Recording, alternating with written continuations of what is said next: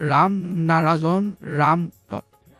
আপুনি জানেনে জীৱন কেনেকৈ সহজভাৱে জীয়াই থাকিব পাৰি? পৃথিৱীত বসবাস কৰা 8 কোটি মানুহৰ সমস্যাই মাথো আছে, কিন্তু গছ-গছনি, জীৱ-জন্তু, পানী, বতাহ, সূৰ্য, মাটি এই সকলোবোৰৰ কোনো সমস্যাই নাই। পৃথিৱীত মানুহেহে মানুহৰ শত্ৰু হৈ পৰিছে। পৃথিৱীত যি কিবা ঘটিছে আৰু যি সমস্যাসমূহ আছে সেইবোৰৰ সমাধান বিচাৰিবলৈ কোনো উৎসাহী নহ'ব। যদি সকলোৱে ইয়াৰ সমাধান বিচাৰিবলৈ ভাবিবই, তেন্তে নিশ্চিতভাৱে সমাধান ওলাব। পৃথিৱীত ব্যক্তিগত অধিকাৰ কেনেকৈ আহিল এইটো কোনো নাজানে। যদি আকাশত অসংখ্য তৰা নাথাকে তেন্তে আকাশৰ অৱস্থা কি হ'ব? সূৰ্যৰ আকাশত, বতাহত, পৃথিৱীজৰে কেতিয়াও নক'ব যে সকলো মানুহ মোৰ দাস। যেতিয়ালৈকে চৰকাৰে মানুহক প্ৰকৃতিৰ বিষয়ে নক'ব তেতিয়ালৈকে মানুহে কেনেকৈ জানিব যে প্ৰকৃতি কি? মানুহৰ শৰীৰ 5টা মৌলিক উপাদানেৰে গঠিত: বতাহ, পানী, জুই, সূৰ্য আৰু পৃথিৱী। পৃথিৱীত মানুহৰ দ্বাৰা সৃষ্টি কৰা সংবিধান যেতিয়া গঠন হৈছিল তেতিয়া প্ৰকৃতিৰ সংবিধানো হোৱাটো উচিত আছিল। জীৱনৰ বাস্তৱ সত্য মানুহে মানিবই লাগিব। তাৰ পৰা চকু লুকুৱাই পলায়ন কৰিব নোৱাৰি। যদি আপুনি কোনোবা এজনলৈ আঙুলি তুলি দিয়ে তেন্তে আপোনালৈ 4খন আঙুলি তোলা হ'ব।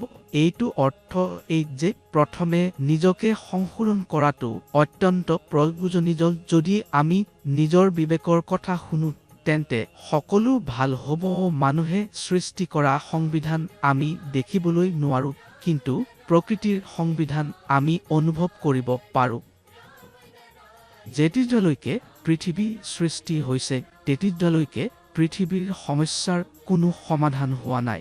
যিসকলে অনৈতিক কাম কৰি আছে তেওঁলোকক সঠিক পথ প্ৰদৰ্শন কৰাটো আমাৰ ধৰ্ম আৰু ৰাজনীতিৰ নামেৰে যিদৰে মানুহক পথভ্ৰষ্ট কৰা হৈছে তেওঁলোকৰ জন্মগত অধিকাৰ যিটো প্ৰকৃতিৰ ধৰ্ম তাক মানুহে সৃষ্টি কৰা ধৰ্মলৈ ৰূপান্তৰিত কৰা হৈছে। যদি আপুনি প্ৰকৃতিৰ ধৰ্ম অনুসৰণ কৰে তেন্তে আপুনি প্ৰকৃতিৰ প্ৰতি কৃতজ্ঞতা জ্ঞাপন কৰিব পাৰে। প্ৰকৃতি হে আপোনাৰ সৰ্বশ্ৰেষ্ঠ ধৰ্ম আৰু কৰ্ম।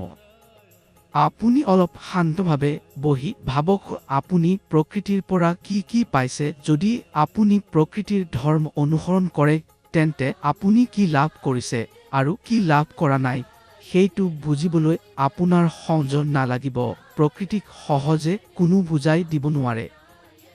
যদি আপুনি প্ৰকৃতিক বুজিব বিচাৰে, জীৱনক সঠিক দিশ দিব বিচাৰে, তেন্তে ৰাম নাৰায়ণ ৰামেই মহাগুৰুৰ প্ৰদান কৰা বীজ মন্ত্ৰৰ সৈতে জড়িত হ'ব লাগিব।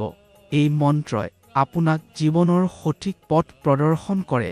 জীৱনত যিকোনো সমস্যা বা অসুবিধা এই মন্ত্ৰ জপ কৰিলে আপুনি সমাধান হৈ যাব। সেয়েহেতু সংযোগ নষ্ট নকৰিব আৰু অতি সোনকালে ৰাম নাৰায়ণ ৰামৰ সৈতে জড়িত হওক।